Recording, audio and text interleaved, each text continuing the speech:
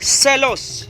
Kini ang hinungdan nganong giputlan sa usa ka bana ang ulo sa iyang kaugalingong asawa dito sa Barangay Clovis Lake, Cebu South, Cotabato niadtong Huwebes, Agosto 25, 2022. Gila ni Lake Cebu South, Cotabato Chief of Police, Police Colonel, ang biktima nga si Marina Kuyang samtang ang sospek mao ang iyang bana nga si Jolie Kuyang. Sa blatter sa Lake Cebu Police Station, pasado alas 12 sa adto niadtong Huwebes, gidala sa bana nga si Jolie ang iyang asawa nga si Marina sa usa ka bakanting lote sa Barangay Clovis Lake, Cebu South, Cotabato. Sayang pag-atubang sa mga kabanay sa biktima sa kapulisan, gisaysay nila nga selos ang hinungdan sa krimen. Matod pa ni Colonel Bagaygay nga lagaraw ang gigamit ni Mister sa pagpunggot sa ulo sa iyang asawa. Apan voluntaryong misurrender ang suspect ngadto sa mga otoridad. Apan hangtod karong mga panahona, naglibog pa kini nga dili makaistorya og nagsigi og sulti nga nahadlok pa siya kay adunay makakita kaniya. Nagpursige na karon ang pamilya sa biktima sa pagpasaka og parricide case. Batok sa suspect nga anaa sa kustodya sa Lake Cebu PNP. Si Marina ug Jolie adunay upat ka anak ug parehong adunay mga anak sa una nilang mga karelasyon. Marvin Revilla,